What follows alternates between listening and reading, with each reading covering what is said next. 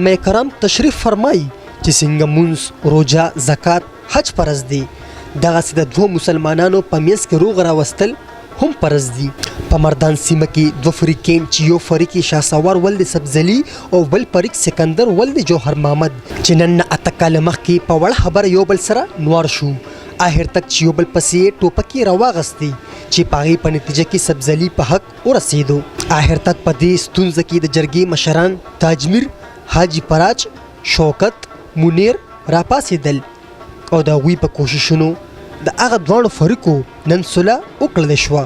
او په قرآن مجید دې دا سوګند پورته کړو چې آینده به موږ وروڼه وروڼه یو.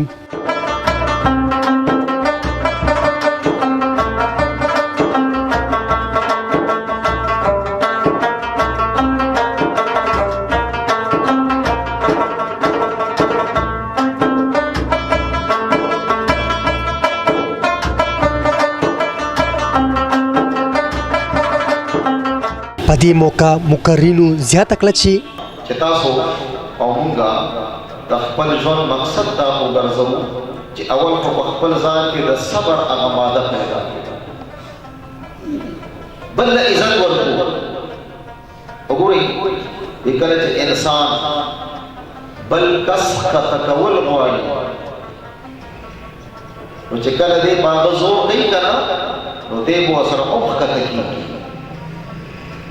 خبر باندې زما پوهېږئ چې کله زه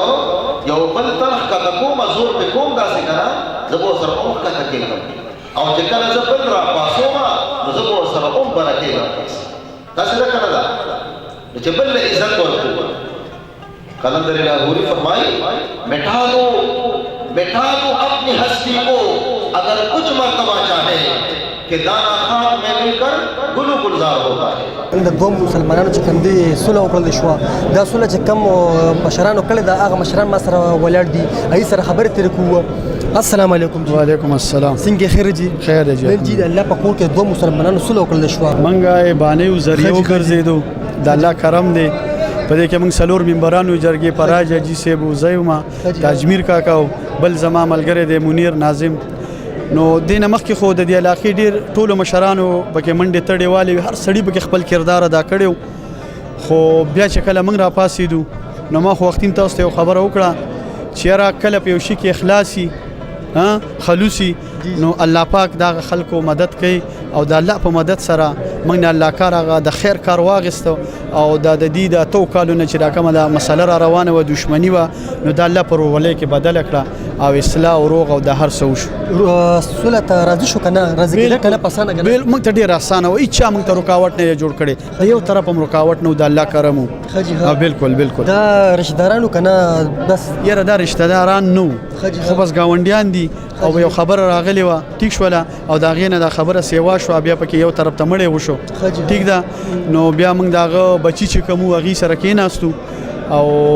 یو څو ورځې مو سره مطلب خبرې اترې وکړې او هغې موږ ته الله رضا کړه. بیا چې دې نورو لرالو نو دوی موږ ته وویل چې د الله د رضا کار دی او نه دښمني کوو نه دښمني کول غواړو چې څه شوي دي اتفاقي خبرې وي ټیک ده او دا هم ډېر ښه خلک دی پوه شوې جوهر محمد حاجي صاحب دې ته هم پته ده نو بس هغه د الله رضا او د الله رضا له چې کله څوک ځي او منډه پکې وي د خیر په کار کې څوک قدم اوچتوي نو بس الله د هغې ملګری الله زموږ ملګری دی. خلکو ته څه پیغام ورکول غواړې کوم چې په وړه وړه خبره باندې دومره سرتیزې زر ټوپک او تمانچو رالی او یو بل لاکین خلکو ما وختي یو خبره وکړه که نه چې خبره دا ده چې یو سړی خپل عزت غواړي یو سړی دا خلک ته زما عزت وکړي زه دې به دې خلکو راج وکړم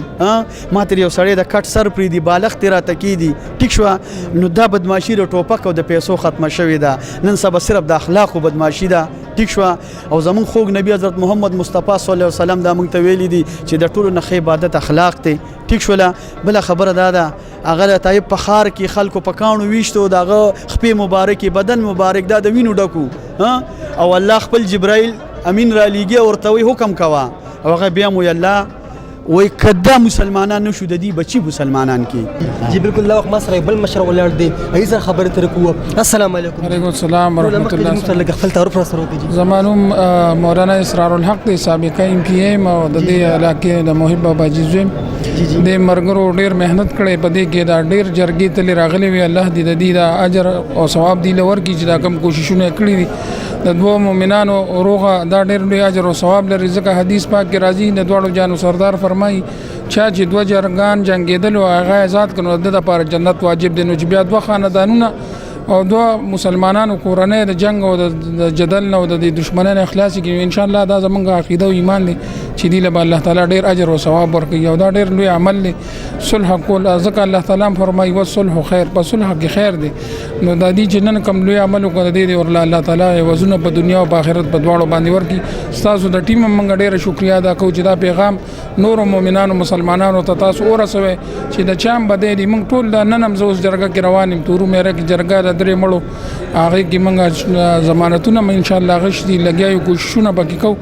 الله تعالی دې پکې موږ ته سنتیاګان پیدا کړي الله دې دغه دواړو فریقینو پړم د رحم محبت وکړي جی بالکل د مشران خبر تر تاسو ډېر خپل خبره تر وکړه چې په لګ خبره باندې ټوپک او تماچه د دې راغستل پکار موږ مسلمانانو لپاره چې موږ سره پاسو او یو بل چې ناروغ وي ناروغ کو ځکه چې په دې باندې الله پاک اجر او ثواب ورکړي نو زموږ خبرونه سره ترسي چې چرته مې خوشاله اوسه آباد اوسه بریالي اوسه د الله پامان